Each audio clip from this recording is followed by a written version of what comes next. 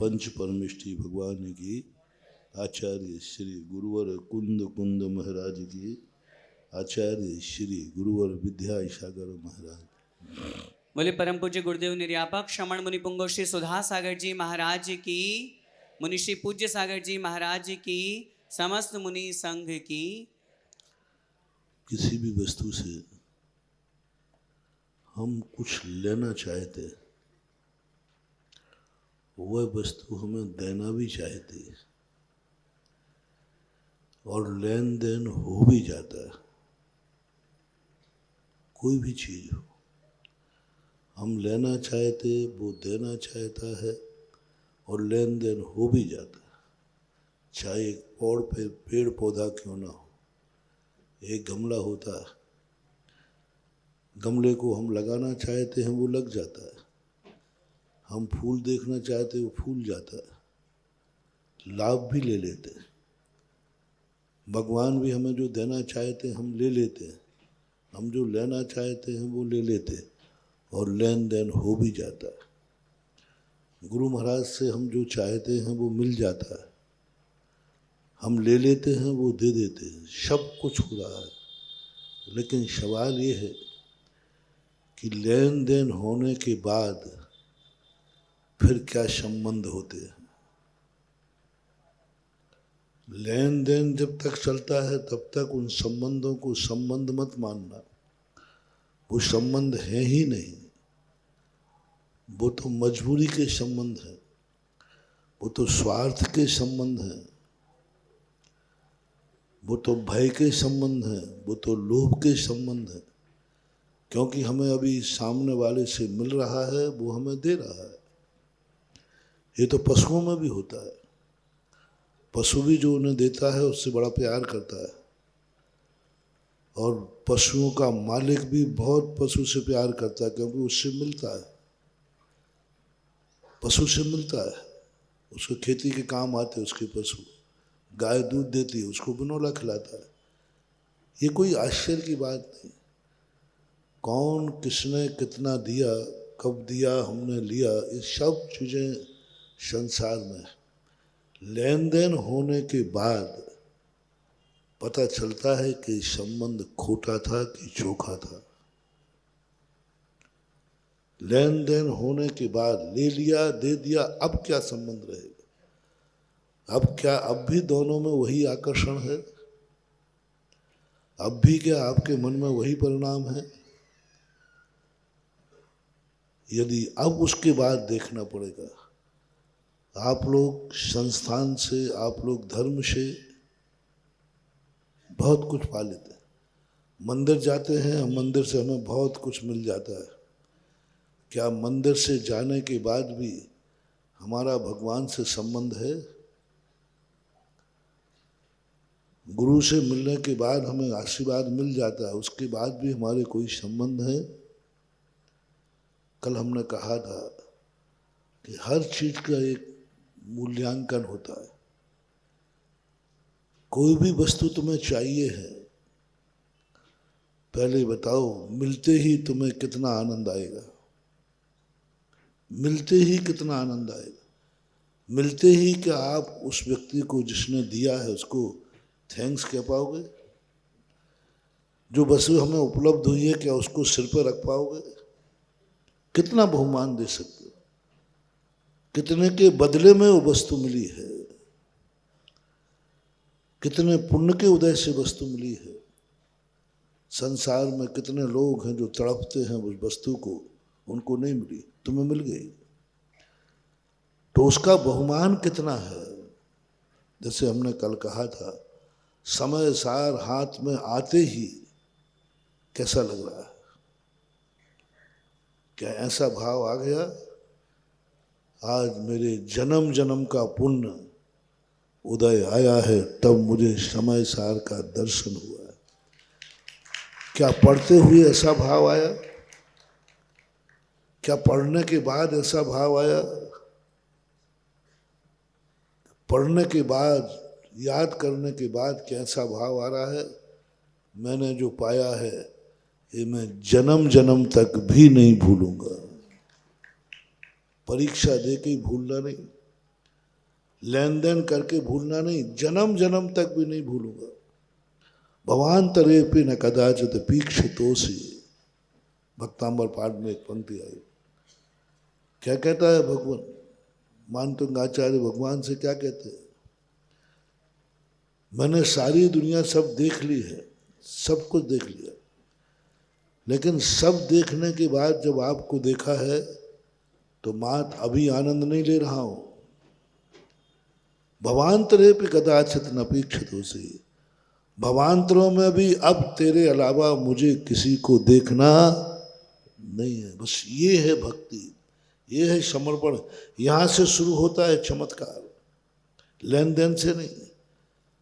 भगवान के दर्शन करने से कोई ज्यादा पुण्य का बंध नहीं है, दर्शन करने से कोई ज्यादा निधत निकाचित कर्म क्षय नहीं होते, थोड़ा सा पुण्यबंध होता है। सबसे ज्यादा पुण्यबंध कब होता है? दर्शन करने के बाद आए बस हो गया, अब मैं जन्म जन्म तक तेरा ही दर्शन करूंगा। एक समय के दर्शन में अनंत काल का एग्रीमेंट पे दस्तखत कर दो। एक बार दर्शन हुआ, भगवान का दर्शन किया, अनंत काल के लिए दस्तखत कर दो, अब कोई दूसरा सवाल ही नहीं। ऐसा ही ग्रंथ की कोई भी चीज की अनुभूति हो तो उसको असीम कर दो, असीम कर दो। बस मैं इसकी सीमा नहीं, असीम करता हूं। आप लोगों को कभी ऐसा महसूस हो कि मैं जैन हूं, जैन होते ही तुम कितने पापों से बच गए, ये देखो कितने पापों से बच गए। आप कल्पना करो, जैन होते ही। अभी यदि आप अजैन होते, कोई धीवर के यहाँ जन्मते, हम तुमसे एक एक मछली का त्याग करा रहे होते कि भाई तू एक मछली का ही त्याग कर दे। कोई ऐसी जाति में जन्म जाते तो हम एक कौए का मांस त्याग करा रहे होते। किसी ऐसी फांसी चढ़ाने वाले के यहाँ जन्म जाते तो हम कहते भैया 14 को हिंसा नहीं करना। आज तुम्हें कितना भाग्यशाली हो तुम, कैसे गुरु, इतने महान गुरु, महान संत एक मछली का त्याग कराने में समय बर्बाद कर रहे, समय बर्बाद कर रहे एक मछली का त्याग कराने में, एक मछली का त्याग, एक 14 का त्याग कराने में अपना समय बर्बाद कर रहे। कैसे उनको भक्ति मिले? आज तुम्हें भी सोचना है, हमें भी सोचना है। हमारे लिए कितना, तुम जैन जाति में, जैन में होकर के कितना भाग्य है। हम उनको समय दे रहे हैं जिन्होंने मांस का कभी भाव भी नहीं किया खाने का, जन्म से, त्याग कराने की बात ही नहीं, खाया ही नहीं। अब एक मछली के त्याग करने में समय लग रहा है। गुरु महाराज, गिरी महाराज कितनी अनमोल चीज है, कल बताई थी, और वो इतनी छोटी सी बात। आज हमें खेत से कहना पड़ता है कई बार, जैन जाति के व्यक्ति को यदि कभी गुरु ये कहे कि तुम्हारे शराब का त्याग है, समझ लेना तुम बहुत खतरनाक है। तुम्हें पुण्य तो लगेगा, लेकिन जन्म तुम किसी शराबी के यहाँ लोगे, तुम्हारा बाप सारा परिवार शराबी होगा। वहां जाके तुम शराब नहीं पियोगे, लेकिन कुल शराबी को मिलेगा, क्योंकि तुमने जैन थे तब महाराज कर दे, शराब तो नहीं पीते हो, गुटखा तो नहीं खाते हो, मांसाहार अंडे का त्याग है कि नहीं। ये शब्द गुरु ने पूछ लिया और तुम्हें कुछ नहीं बोलना है। तुम्हें ये नहीं बोलना है कि मैंने त्याग किया है, तुम्हें इतना ही बोलना है, महाराज आप जो मुझसे त्याग कराए, आप मालूम मैं कौन हूं, मैं जैन हूं। बस इसका अर्थ तुमने क्या कह दिया? महाराज आप क्या पूछ रहे, आपको मालूम नहीं मैं जैन हूं। पश्चिम से सूरज निकल सकता है, लेकिन जैन कुल में ये कार्य नहीं हो सकता, मैं जैन हूं। क्या बात पूछ रहे हो? शर्म आती है उस समय जब चौके में जाकर हम पूछते हैं रात्रि भोजन तो नहीं करते, गुटखा तो नहीं खाते। कई स्थानों पर तो ये भी पूछना पड़ता है। बहुत अनर्थ मानो, बहुत बर्बादी है। यदि उस समय तुमने कहा कि सब छोड़ता हो, महाराज कहेंगे इसका अर्थ है मैं शराबी के घर में पड़गान हुआ, शराबी ने मुझे पड़गाया, जुआड़ी ने मुझे पड़गाया। अब वो तुम्हारा इतना अनर्थ हो जाएगा। इसलिए महानुभाव सबसे पहले तो ये गर्व करो कि मैं जैन जाति में हुआ हूं, अपना परिचय दो जैन। जैन बस इतना ही काफी है। उच्च कुल में हो तो जब कोई साधु तुमसे कुछ बात कहे, महाराज जी आप क्या बात करते, मालूम नहीं हम किस कुल के हैं, तो मंदिर जाते हो कि नहीं, अभिषेक करते हो कि नहीं, आप नियम मत लेना। आप इतना ही कहना, महाराज जी आप मेरे पापा को जानते हैं, मैं किस कुल का हूं, उस कुल में आज तक किसी ने भगवान के अभिषेक के बिना पानी भी नहीं पिया, उस कुल का हूं मैं। बस आगे कोई नियम नहीं लेना, इतना ही काफी है। क्या तुम्हें अपनी जाति पर इतना गर्व है कि तुम ये कह सको आप मैं जैन हूं। एक बार एक शिवरात्रि एक महाराज को आहार देने गया। महाराज ने पूछ लिया कि भाई तुम कोई गुटखा तंबाकू तो नहीं खाते हो, नशा तो नहीं करते, रात्रि भोजन तो नहीं करते। उसने कुछ नहीं किया। महाराज जी आपसे निवेदन है, आप किससे पूछ रहे हो, मैं सुधा सागर के शिविर का शिवरार्थी हूं। और महाराज ने मेरे से कहा, और महाराज ने कहा क्या महाराज आपने शिविर में क्या दिया इनको, बच्चे मेरी बात ही सुनने को तैयार नहीं। बस उसने एक ही बात कह दी, आपको मालूम मैं शिवरार्थी हूं। इसका अर्थ क्या है। उसने बोलो मुझे कहाँ पहुंचा दिया, शिविर को कहाँ पहुंचा दिया कि शिविर में भर्ती होने वाले के पास ये दुर्गुण नहीं रहते हैं, ये कह दिया। महानुभाव दो बातों से क्या आपको मालूम है कि अभी जैसे महाराज जी ने कहा था ना कि जिस उम्र में लोग नाम नहीं जानते उस उम्र में तुम पढ़ रहे हो, संस्थान में आते ही तुम्हारे कितने पाप बच गए। इस उम्र में तुम कहीं होते तो क्या कर रहे होते। सोचो, कल्पना करो, तुम्हारे साथी सब तरफ से कल्पना करो, तुम्हारे साथ रहने वाले, तुम्हारे ग्राम के, तुम्हारे परिवार के, तुम्हारी जाति के जो संस्थान में भर्ती नहीं है, बच्चियां जो संस्थान में नहीं है, वे इस समय क्या कर रही हैं, क्या कर रहे होंगे। क्या वो मंदिर जा रहे होंगे, जरूरी नहीं। क्या वो नशे से वर्जित होंगे, जरूरी नहीं है। क्या नमोकार मंत्र भी अर्थ लगा पा रहे होंगे कि नहीं। क्या रात्रि भोजन करने का त्याग होगा कि नहीं। ये हमें त्याग नहीं कराना। जैन साधु को, दिगंबर साधु को, जिसको आशीर्वाद दे, जिसके कुल में आहार लेवे, उसको इन चीजों का त्याग कर मुझे पूछना पड़ता है कि रात्रि भोजन त्याग नहीं है, त्याग नहीं है रात्रि भोजन। अरे साधु को तो मात इसलिए मिलाया जाता है, साधु जब भी पूछे जब भी उपदेश दे उसे 12 व्रतों से शुरू करना चाहिए, ना कि शब्द। जैनियों का उपदेश, जैन जाति का उपदेश जब गुरु मिले उसको इतना मौका दो कि महाराज ये सब चीजें तो छोड़ो, ये तो हमारे कुलाचार में है।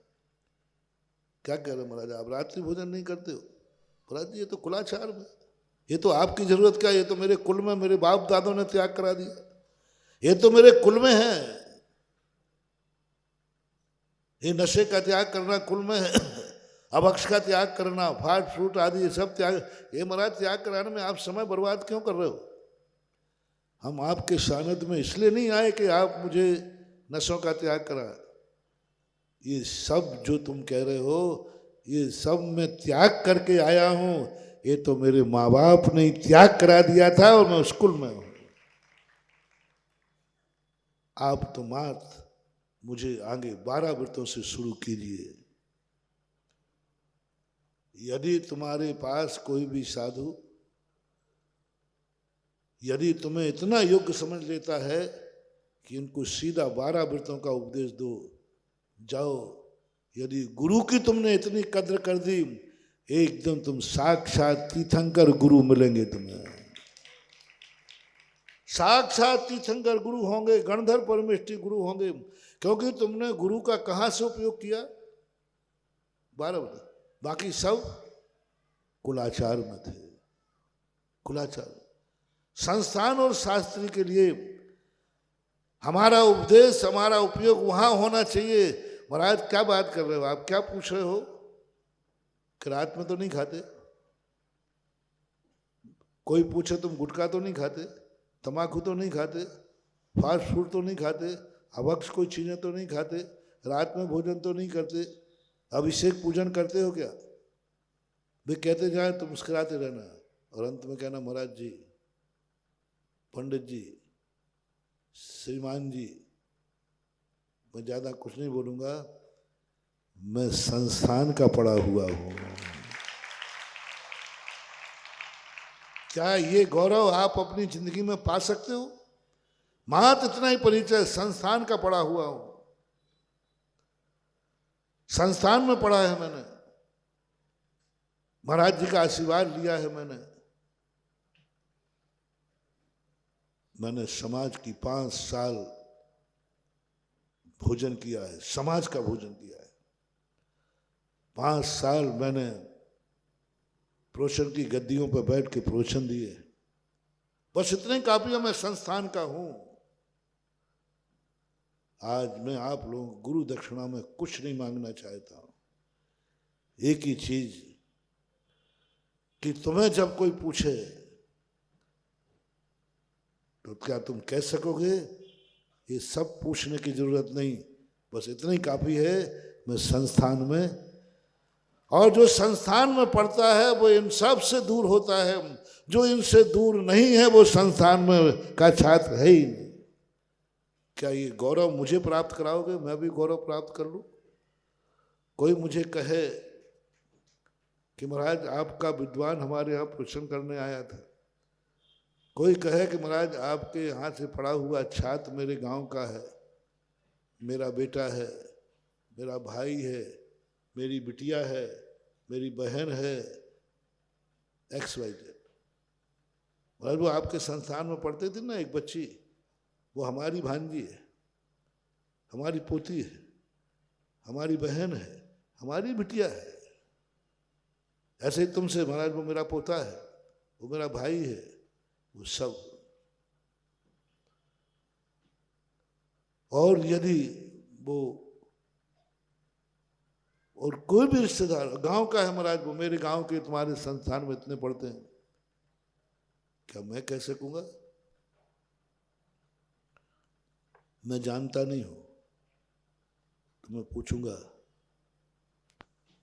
कि वो कोई नशा तो नहीं करता? बोले नहीं साहब। बोले कोई अभक्ष फास्ट फूड वगैरह तो नहीं खाता? बोले नहीं साहब। रात्रि में तो नहीं खाता?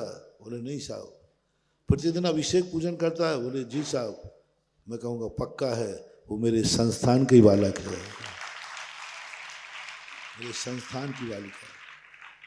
मैं ये घोषणा कर सकूंगा कभी क्या आप लोगों की तरफ से मुझे एक आश्वासन दो, गुरु दक्षिणा दो, कि आप घोषणा कर देना कि ये जो दोष मैंने गिनाए, सूरज पश्चिम से उग सकता है लेकिन संस्थान में पढ़ने वाली में ये दोष नहीं हो सकता है। मैं पहचान बनाना चाहता हूं हमारी और तुम्हारी,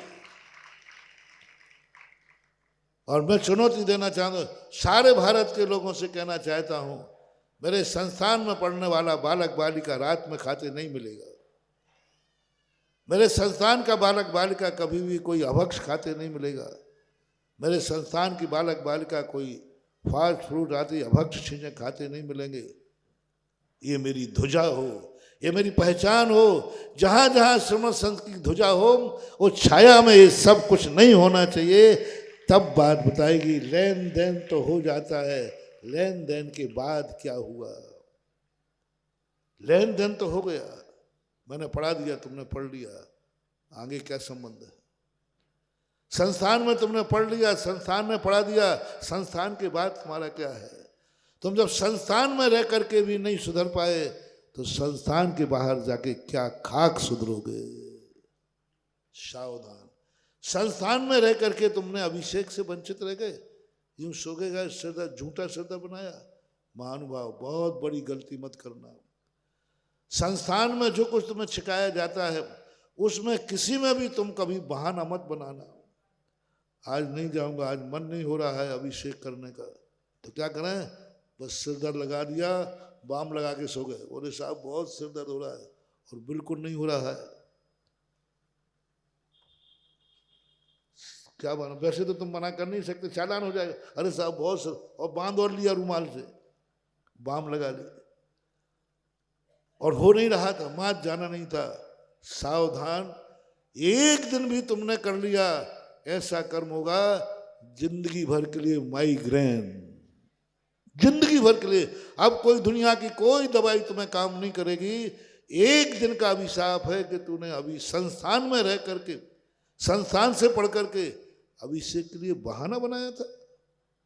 सिरदर्द नहीं कर रहा था फिर भी बहाना बना लिया। जाओ, हमेशा के लिए तुमने सिरदर्द का कर्म बांध दिया, बांध दिया। किसी भी चीज में बहाना बना लिया, कभी बहाना नहीं बनाना।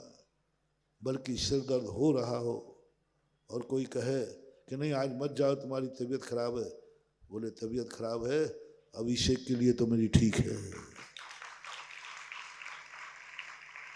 पढ़ाई के लिए तो ठीक है, संस्थान के नाम से हम सब ठीक हैं, संस्थान के बाहर की बात अलग। क्या ये गौरव, ये गरिमा? इसलिए मैंने कहा था पहला क्षण में वो पूछना चाहता हूं, संस्थान में आते ही कैसा लग रहा? क्या फीलिंग हो रही? मैं कितने पापों से बच गया। अभी दिवाली पे सब तुम मिलोगे, गांव के और छोरे भी मिलेंगे, दोस्त यार मिलेंगे, रिश्तेदार मिलेंगे, भाई बंधु मिलेंगे, सखी सहेलियां मिलेंगी। उनका जीवन देखना कैसा है और तुम कहां? आज वे समाज का, कुल का मर्यादा धूल में मिलाएंगे दिवाली के दिन, और तुमने वो काम किया, सारा जगत तुम्हें पुरस्कार दे रहा है, सारा जगत तुम्हें पुरस्कार दे रहा है, सारा जगत। सोचो संस्थान में आने से कितने पापों से, कितनी बुराइयों से बच गए, कितनी बुराइयों से बच गए। जो बुराइयां तुम्हारी जिंदगी में हैं, यदि संस्थान में नहीं आते, उस बुराई को छोड़ने के लिए, छुड़ाने के लिए माँ बाप जिंदगी निकाल देते, तुम्हारी सहज में छोड़। लेकिन तुमने क्या दिया संस्थान को? संबंध के बाद, छात्रावास में जब रह रहे हो तब पहला तो बहुमान, कल की बात जो समय सार अभी पढ़ा नहीं है, समय सार मात देखा है। संस्थान में कदम रखते ही तुम्हें कैसी अनुभूति हुई? एक आनंद की। प्रति क्षण, सुबह शाम दोपहर में खाते पीते, आज मेरे भोजन में एक अवक्ष नहीं है। आज तुम्हारे दोस्त उसी समय भोजन कर रहे होंगे, पता नहीं भोजन में आलू होंगे कि भालू होगा।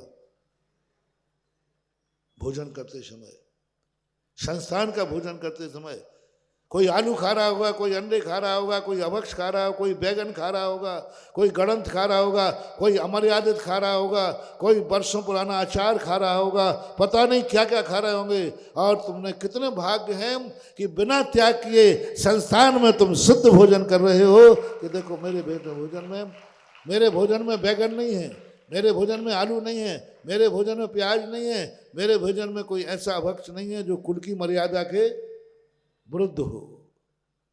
उस समय तुम अपने आप को अमृत बन जाएगा, महानुभाव भाव, अमृत बन जाएगा। ओहो मेरे कितने भाग्य हैं, छोड़ना नहीं पड़ रहा है, सब छूट गया। वो भोजन तुम्हें अमृत बनना शुरू हो जाएगा। वो भोजन सर्पी श्रावी ऋषि का संस्कार आ जाएगा। खाओगे तुम रूखा और पेट में ऐसा असर करेगा कि जो षटरस रस खा रहे हैं उनको भी वो ताकत नहीं आएगी, वो तुम्हें बिना रस के ताकत आ जाएगी। मात इतना कितना अभाग्य है मेरे, देखो कितना अभाग्य, कितनी शुद्ध थाली है। रूखा है भोजन लेकिन शुद्ध है, रूखा है भोजन लेकिन शुद्ध है। हमारे दोस्त इसी समय भोजन कर रहे होंगे होटलों में, क्या खा रहे होंगे? हर चर्या में, मन में भी, वचन में भी, काया में भी, सब में, सब पढ़ रहे होंगे, सब पढ़ते हैं। तो इस प्रकार का भानुभाव, अब संस्थान में रहने के लिए आपको एक बहुमानिक छाप बनाओ, एक छाप बनाओ, एक पैटर्न बनाओ कि संस्थान में रहने वाले के लिए आपके क्या क्या गुण होते हैं। आप जो कुछ भी कहेंगे मैं कैसे मान लूं और दुनिया से कह सकूं कि ये गुण जिसमें होते हो, समझ लेना वो संस्थान की छात्र और छात्रा है। आप लोग जो लिस्ट दे दोगे वो मैं घोषित कर दूंगा, जो लिस्ट दोगे, क्या क्या संस्थान, किस बात पर तुम्हें बहुमान है कि महाराज संस्थान में आने के बाद हमारी क्या पहचान होगी। हर व्यक्ति को अपनी पहचान बनाना चाहिए। व्यापार कर रहा है, व्यापारी सोचता है कि मेरी पहचान क्या हो, ये दुकान किस माल का है, किस दुकान का है, मेरी पहचान क्या हो। मुनि महाराजों की पहचान होती है, दिगंबर मुनि है तो उसकी ये पहचान होती है। संस्थान की क्या पहचान? बोलो, आगम में मुनि की पहचान है कि नहीं? ये चीजें हैं। कोई ने कहा कि हमें एक साधु मिले थे। कौन से साधु थे? तो वो कहता है ये गुण थे। बोले ये गुण यदि हैं तो नियम से दिगंबर मुनिराज ही है। अब तो मुनिराज को जानते नहीं थे। ऐसा ही एक फार्मूला बनाओ महानुभाव, ये गुण जहां है समझ लेना वो संस्थान से पढ़ा हुआ छात्र है, संस्थान में पढ़ा था। और आपको गर्व हो कि ये कोई चीजें पूछे तो बस इतना ही कहना मैंने संस्थान में पढ़ा है। क्या आप अपनी जिंदगी की लिस्ट बना पाए? हर व्यक्ति जिंदगी की लिस्ट बना पाया? जैसे हम लोगों ने कहा हम कहीं भी रहें दुनिया में हमारी पहचान है, हम ये कार्य कर रहे हैं, हमारी पहचान। तुम्हारी क्या पहचान है कि तुम पंडित हो? तुम्हारी क्या पहचान है कि तुम अभी इतने बढ़िया कपड़े पहन के बैठे हो है? और बाजार में मिलोगे वो फटी हुई जीन्स, काला चश्मा, क्या पहचान है तुम्हारी? लुच्चे लफंगों की पहचान है। लुच्चे लफंगे बदमाश भी वही ड्रेस पहनते हैं, वही तुमने पहन ली। संस्थान की क्या पहचान है? बोलो, फटा जीन्स, टाइट जीन्स, काला चश्मा, जो भी शौक होते हैं, ये तुम्हारी, तुम अपनी पहचान बना लो। मैं कह दूंगा कोई फटा जीन्स, काला चश्मा दिख जाए तो समझ लेना ये संस्थान का छात्र है। तो ध्यान रखना वो ड्रेस लुच्चे लफंगों के पास नहीं मिलना चाहिए। क्या पहचान है कि इस देश में यदि वो पाया जाए, इस देश में वो पाया जाए तो समझ लेना वो संस्थान का छात्र है, और नहीं पाया जाए तो नहीं है। क्या आपकी वेशभूषा पर हम ये घोषणा कर सकेंगे कि तुम ऐसी वेशभूषा पहनो, ऐसे आज विचार करो कि शायद वो बदमाश हीरो भी तुम्हारे सामने पीछे पड़ जाए? क्या मैं कह सकूंगा कि मेरे संस्थान के भोजन जब कर रहा हो तो कोई चाट के ठेले पर खड़ा होकर के पानी पूरी नहीं खा रहा होगा, चाट के ठेले पर खड़ा हुआ जाकर के वो कुछ भोजन नहीं कर रहा होगा, भोजन नहीं कर रहा होगा। वो भोजन घर में करता है, बैठ के करता है, सभ्यता से करता है, वो कभी ठेले पर नहीं मिलेगा। क्या ये पहचान हो सकती है कि संस्थान का छात्र कभी चाट के ठेले पर खड़ा होकर चाट नहीं खाएगा? क्योंकि वो संस्थान का है, क्योंकि वो संस्थान का है। किसी ने कहा आओ भाई तुम भी फल की खा लीजिए, चलो। बोले नहीं, मालूम नहीं, मैं नहीं खाऊंगा। तो वो क्या कहे, लगता है कि सांगानेर संस्थान के हो। उस समय मेरा सीना 56 इंच का हो जाएगा। वो कह दे, तुम्हें कहना नहीं पड़े, तुम्हें कहना नहीं पड़े। आज जैनियों की पहचान है, जब जैनी कहता है कि नॉन वेज चाहिए, मैं नॉन वेज नहीं खाता हूँ, मैं वेज खाता हूँ, नॉन वेज नहीं चाहिए, आलू नहीं खाइए, तो तुरंत प्लेन में भी पूछता है लगता है आप। जैसे ही मना किया कि साहब मैं रात में नहीं, अच्छा आप जैन हैं। जैसे ही आपने किसी ने कहा कि आइए साहब चाय पी लीजिए होटल में, तुमने कहा नहीं साहब मैं नहीं पीता हूँ, अच्छा लगता है कि तुम श्रमण संस्कृति संस्थान के पढ़े हुए हो, वाह गजब गजब, लगता है कि तुमने संस्थान में पढ़े हो, चाय के लिए मना कर रहे हो तुम। आज के युग में चाय कौन मना कर रहा है, नहीं साहब मैं नहीं पीऊंगा, तो वो कह दे, तुम्हें कहना नहीं पड़े कि मैं संस्थान का हूं, वो कह दे लगता है तुम संस्थान के छात्र हो। कोई चाट पकौड़ी खाते समय कह दे तुम संस्थान के हो। फास्ट फूड खिलाए कोई तुम्हारे लिए और तुम निकाल दो, किसी बारात में गए कहीं भी गए, क्यों भाई तुमने ये चीज़ क्यों नहीं, पसंद नहीं है? बोले ऐसी कोई बात नहीं मैं लेता नहीं। बोले क्यों? अच्छा तुम श्रमण संस्कृति संतान सांगानेर के हो इसलिए। बात क्या गजब की चीज मान हुआ। किसी दोस्त ने कहा, किसी रिश्तेदार ने तुम्हें जीन्स दी, काला चश्मा दिया, बोले नहीं साहब मैं नहीं लेता हूँ। बोले क्यों? बोले नहीं लेता हूँ बस। बोले क्यों? बोले नहीं लेता हूँ बस। अच्छा समझ गए, तुम श्रमण संस्कृति संस्थान के हो, संस्थान का बच्चा ऐसी वेशभूषा नहीं पहन सकता। संस्थान की रात में खा लीजिए, नहीं साहब मैं संस्थान का नहीं, रात में नहीं खाऊंगा। लगता है तुम इस उम्र में रात में नहीं खा रहे हो, इस उम्र में रात में नहीं खा रहे। बोले क्यों? बस नहीं खा रहा हूँ रात में। नहीं इस उम्र में कोई रात में नहीं खावे, वो तो एक ही आश्चर्य है दुनिया में कि जो श्रमण संस्थान में पढ़ता है उसके त्याग करने की कोई उम्र नहीं होती है, वो नहीं खाता। ये पहचान। तुम कहीं अनजाने में गए, बोले साहब मंदिर कहाँ है? साहब सुबह अभिषेक कितने बजे होता है?